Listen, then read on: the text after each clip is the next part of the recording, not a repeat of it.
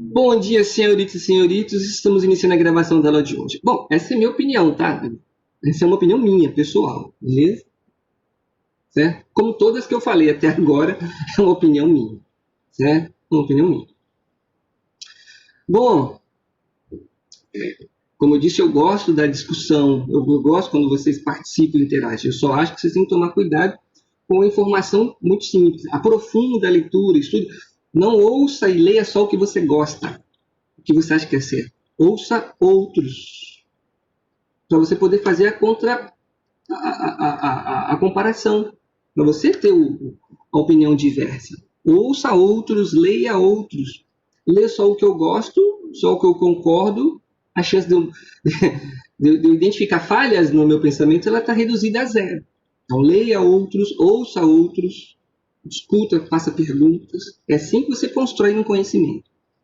Né? Leia o que te opõe também, ouça aquele que se opõe também, para você fazer comparações, né? Mas leia o outro, ouça o outro sem o orgulho intelectual, né, já negativo. Leia de peito aberto, ouça de peito aberto para você ouvir e fazer os comparativos, isso é importante. E construa a sua perspectiva de mundo, isso que é importante, certo? Isso é muito importante, muito relevante. Mas leia. Saia da repetição do sim porque eu sim, porque disseram que está certo, então está certo. Eu não gosto desse, então não vou ler. Eu já fui defensor da ditadura quando eu tinha a idade de vocês, veja só. Eu já defendi Paulo Maluf quando eu tinha a idade de vocês.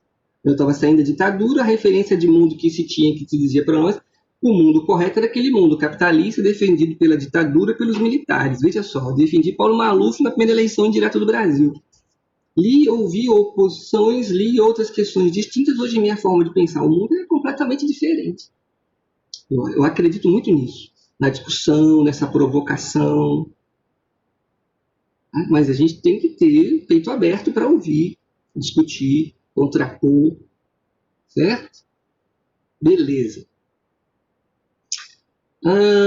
O governo Jânio, que a gente estava discutindo na última aula, então, de qualquer forma, Nubase, Anne, Ítalo, parabéns aí pela discussão, certo? Parabéns pela discussão. O Jânio, como a gente viu, vai ser eleito, né, tendo como vice aí o João Goulart, que era aquele primeiro-ministro que defendia o aumento de salário em 100%.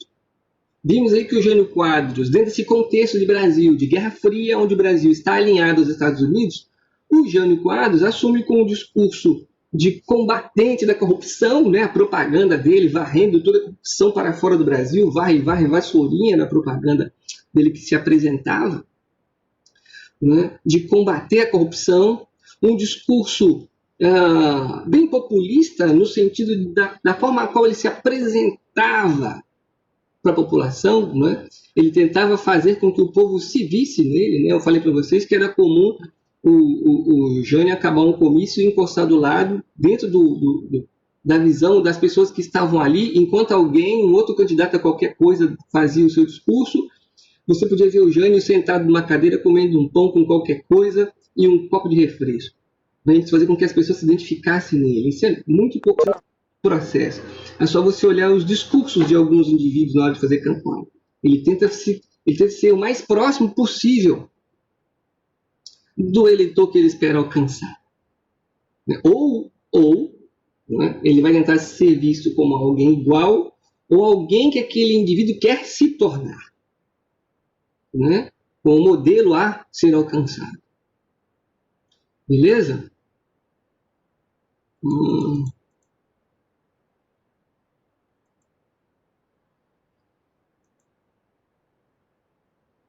Dá para fazer N comparações.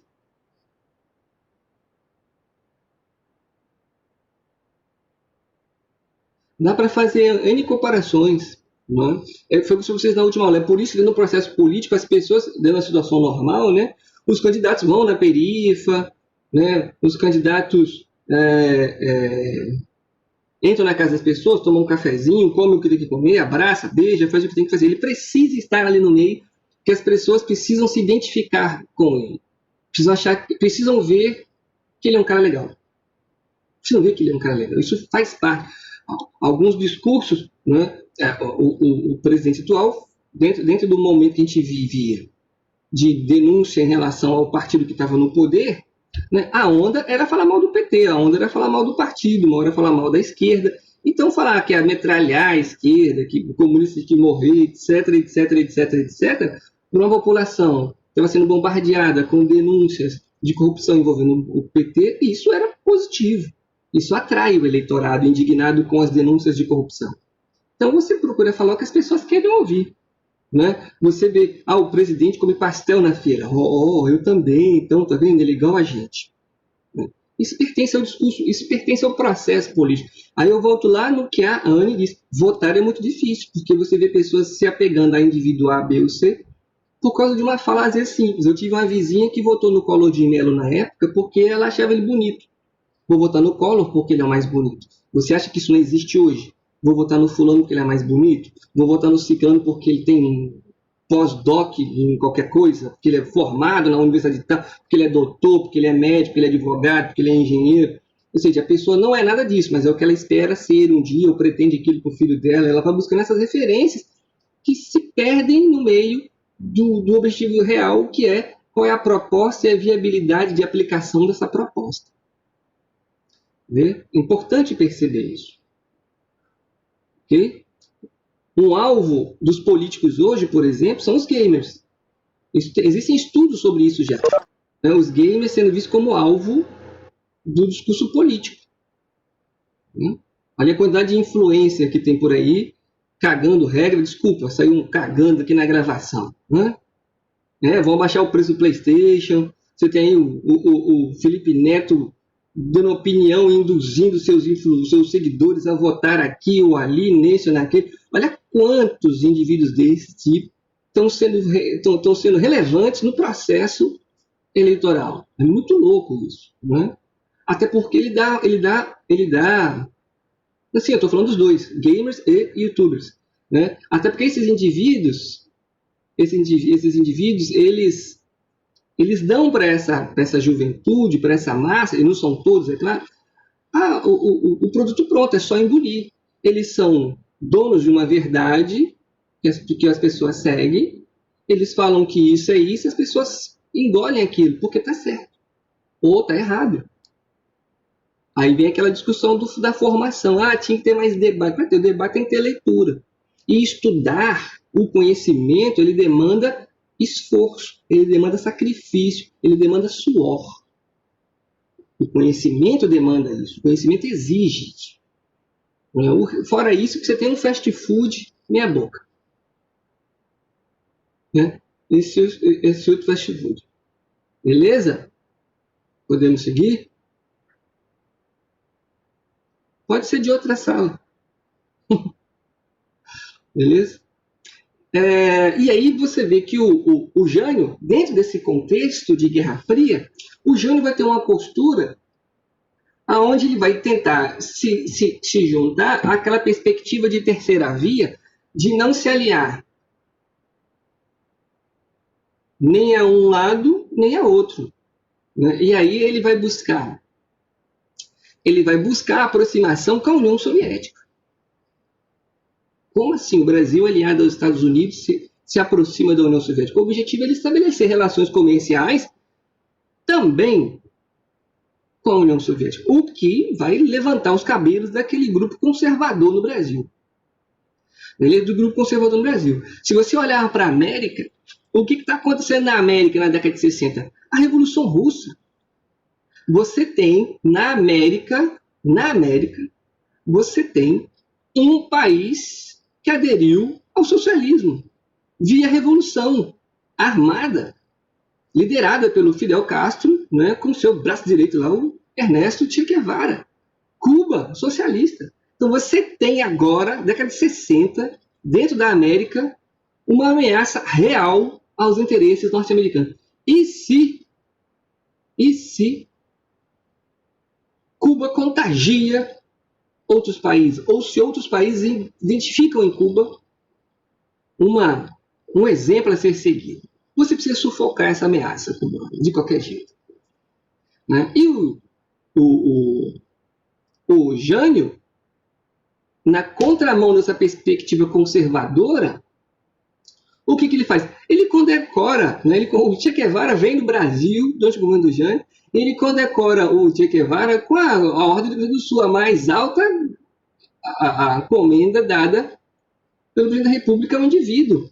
Quando ele faz isso, a ala conservadora brasileira, certo, identifica o Jânio como um comunista. Não há possibilidades desse tipo de relação do presidente do Brasil, aliado dos Estados Unidos, com comunistas, como ele fez, estabelecendo, abrindo conversações com a União Soviética, homenageando o Che Guevara, né, com a comenda da Ordem do Cruzeiro do Sul, e leva-se em consideração que o vice-presidente, o João Goulart, foi à China, onde havia ocorrido a Revolução Chinesa.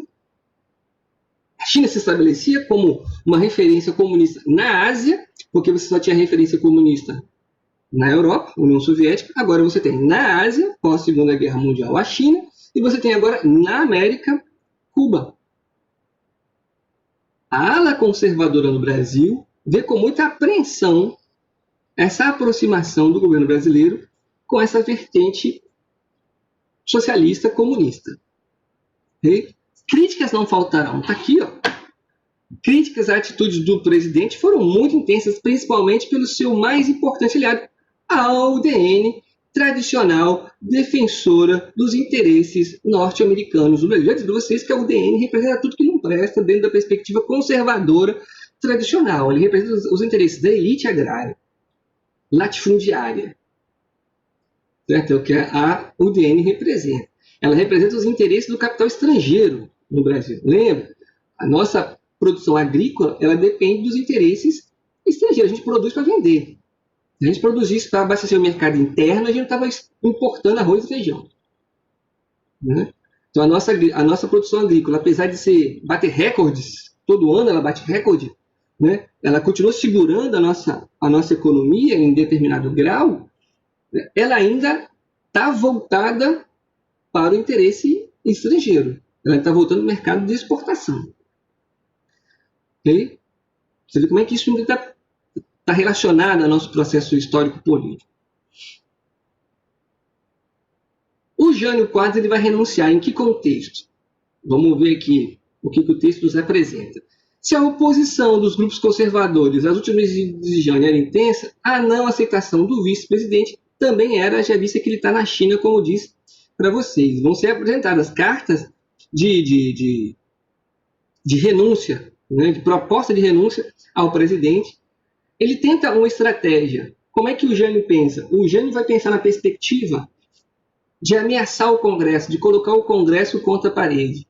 Ele percebe a reação conservadora, ele lembra da ação dos conservadores contra o Getúlio Vargas, por exemplo. Ele vê que existe um rancor por parte de parcela considerável da população em relação a esse conservadorismo, visto que foi feito com Getúlio Vargas. Ele apresenta no Congresso uma carta de ameaça. Em que consistia essa ameaça?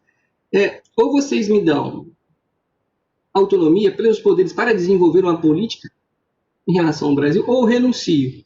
O que ele acreditava? Que o medo de sua renúncia poderia levar ao poder esses conservadores e, dessa forma, o Congresso daria a ele os poderes que ele imaginaria necessários para pôr em prática a sua política econômica. O Congresso ri e nega. E o Jânio renuncia ao cargo de presidente. O Jânio ele morre sem dizer os motivos de sua renúncia efetiva. Ele sempre disse que forças externas o pressionaram para que renunciasse, mas ele nunca nomeou essas forças externas. Nunca nomeou. O que diria a Constituição? A Constituição dizia que, frente à saída do presidente, não, ele não se mata, ele renuncia. Ele morre no final da década de 90, de morte morrida. Ele não se mata, não. Até agora, o presidente que se matou, que nós temos, é o Getúlio Vargas. Certo? Alguns nós vamos ver que serão suicidados. Nós vamos ver, nós temos 2 suicidados. Vamos chegar lá. Mas ele não se mata, não. O que a Constituição diz? Que quem deve assumir a presidência é o vice. Quem é o vice? João Goulart. João Goulart, aquele que está na China negociando com comunistas, aquele que propôs, enquanto primeiro-ministro, o aumento do salário em 100%. Bom, os conservadores pulam da cadeira mais uma vez. Não. O objetivo dos conservadores era que você promovesse uma nova eleição, o que era inviável mediante a Constituição. Mas algo tem que ser feito. E aí você lendo o texto, você percebe que dentro das Forças Armadas vai haver uma discussão, um debate dentro das Forças Armadas.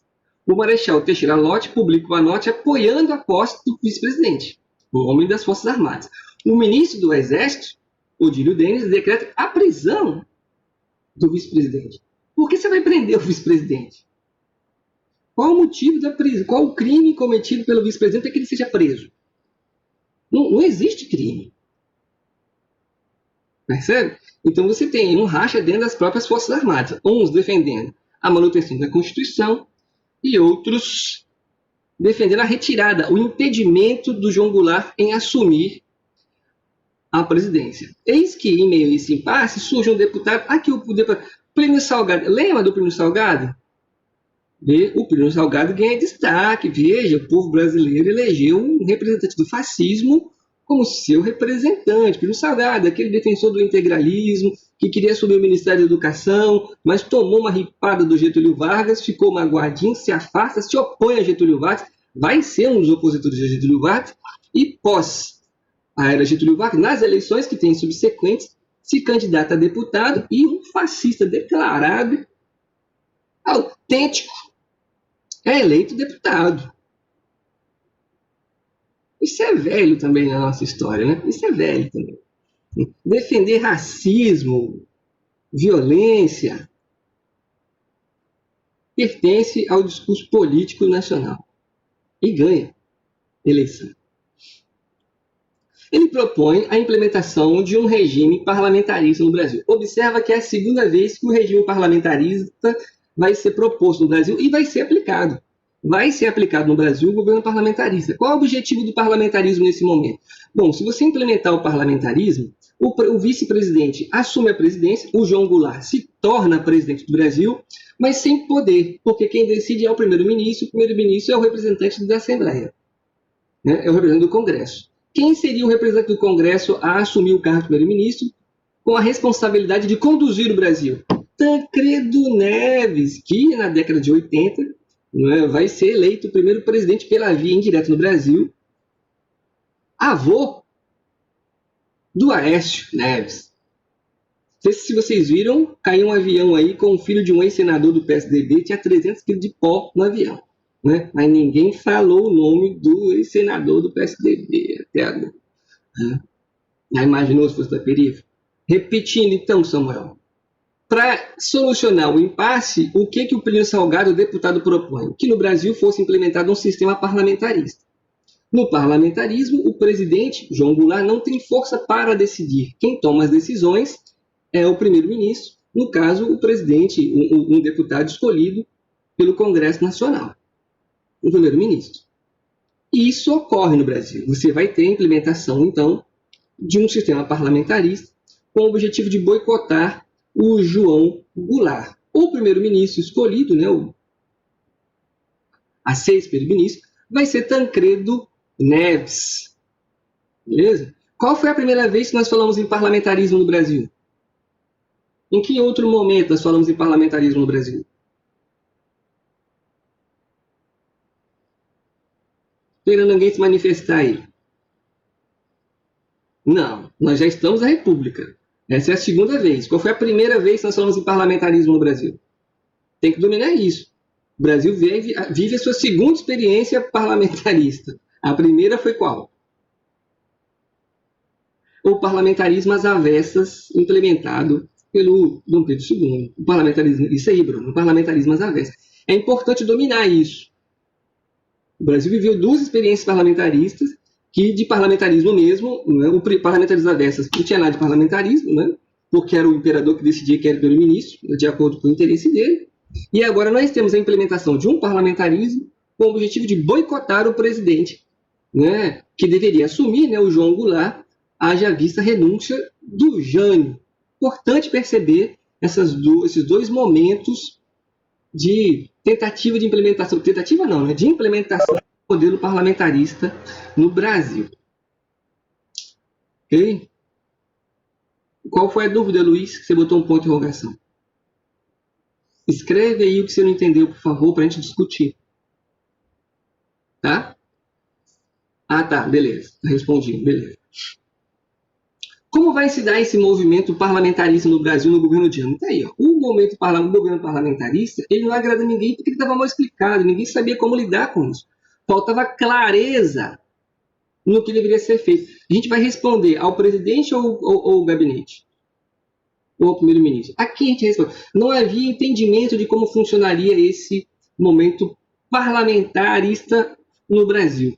Mediante a pressões, até porque esse primeiro-ministro, Tancredo Neves, ele acaba renunciando porque ele quer se candidatar nas eleições seguintes no estado de Minas Gerais, esse governo parlamentarista ele não conseguia atender aos interesses de nenhum dos lados, devido a essa falta de capacidade de gerir esse sistema. Chama atenção para vocês para nomes de pessoas importantes. Está aqui o Plínio Salgado, chama a atenção de vocês para Tancredo Neves, e vai surgir uma outra figura política importante na história do Brasil, o Leonel Brizola, que era governador do Rio Grande do Sul. E o Leonel Brizola ele vai ser um grande defensor, né, da condição do João Goulart quanto a assumir, de fato, o governo do Brasil. E você vai ter um movimento defendendo a elaboração de um plebiscito, e esse plebiscito decidiria que forma de governo o Brasil deveria implementar, se o Brasil permaneceria no parlamentarismo ou se o Brasil voltaria a ser um governo de caráter presidencialista. E você vai ter movimentos populares nas ruas defendendo as duas vertentes. Vai acontecer o plebiscito e você vai ter uma vitória esmagadora da tese presidencialista. Uma vez definido que o sistema de governo brasileiro seria o presidencialismo, o João Goulart assume de fato a presidência do Brasil. Também chama a atenção de vocês que na década de 90 você vai ter um outro plebiscito no Brasil para decidir que tipo de governo seria mantido no Brasil, seria estabelecido no Brasil. Se nós seríamos um governo de caráter presidencialista, parlamentarista e tinha opção monarquia. Beleza? A monarquia teve votos, né? Não lembro se foi 1 ou 3% de voto, mas se tivesse 0,5% era voto pra caramba. Mas você tem gente no Brasil que acha que se voltar à monarquia ele vai ser, sei lá, Lancelot. Ele vai lutar contra dragão. Tem uma rapaziada no Brasil que acha que se voltar à monarquia ele acha que vai ser cavaleiro da tábua redonda. Ele vai ficar montado em cavalo, vai botar uma armadura e vai sair por aí salvando as mocinhas do dragão, cuspindo fogo ou combater bruxas. Só pode, porque eu não consigo entender essa tara. Eu acho que a culpa é das séries. Sei lá, o pessoal viu muito, sei lá, Game of Thrones, fica jogando muito, fica brincando muito de jogo, como é que é? Medieval, né, em plataforma de videogame, acha que aquilo é o máximo, acho que ele vai ser camponês e olha lá, né? RPG, é isso que eu estava tentando lembrar. Eu não consigo entender a tara por algumas pessoas no Brasil em defender a monarquia. Eu fico pensando, esse cara acha que vai ser o quê dentro do regime monárquico no Brasil? O que ele acha que vai ser? A menos que ele seja parente da família Bragança, né? Fora isso, eu não consigo entender, sinceramente, eu não consigo entender. E no Brasil, novamente, o presidencialismo volta. Eu só consigo me imaginar, sei lá, não consigo nem me imaginar, acho que eu seria o cavalo, na minha escola. Vamos seguir. Bom, o governo do Django, ele vai ter como proposta as reformas de base. Opa! Temos que saber diferenciar a reforma de base do Django, o plano trienal do Juscelino e o plano SALT do Dutra. Nós temos que saber diferenciar essas três formas de governo, são comuns, caem em prova, certo? Reforma de base, lá o projeto do Juscelino e do Dutra. É importante dominar. Em que consiste a reforma de base do Django? Vê se ele vai ser um cara querido pela elite conservadora do Brasil. Além da reforma agrária, já falei para vocês, Se você falar que é a favor da reforma agrária, você nem termina de falar, você recebe a chancela já de comunista. Eu sou a favor da reforma agrária. Comunista! Um monte de trabalhador do meio urbano que não tem onde cair morto, não tem nem cova em cemitério, vai dizer que você é comunista porque você está querendo tomar a terra de quem trabalhou para conquistar aquele pedaço de chão. Né? Nós já lemos um texto no primeiro ano sobre reforma agrária, sobre a questão da terra, no primeiro trimestre. Né? Volta lá e vamos estudar o que é reforma agrária no Brasil. Então, ele defende de cara a reforma agrária. Reforma da liberdade sindical para desvincular o sindicato do poder do Estado, reforma eleitoral, mudar o processo eleitoral brasileiro como ele é feito, estendendo o direito de voto a analfabeto. Uma reforma universitária, democratizando o ensino e o acesso a ele, entre outras coisas. Quando você lê o João Goulart falando, o que você está lendo aqui são medidas de favorecimento aos mais pobres, aos trabalhadores. Reforma agrária, ampliação da participação política, reforma universitária, democratização e acesso à escola, à educação. Mas essas propostas são vistas como propostas de comunistas. Né? Isso é coisa de comunista. E como todo bom comunista, você deve ser combatido. Vai fechar o cisco. Na próxima aula a gente dá o golpe no Brasil. Beleza? Obrigado pela participação. O debate inicial foi bem legal. Arthur, Anne, Ítalo, bem legal. Isso enriquece a gente, faz a gente pensar. Isso é fundamental. Beleza? Até a próxima, gente. Isso aí, Ítalo. Tamo junto. Até mais.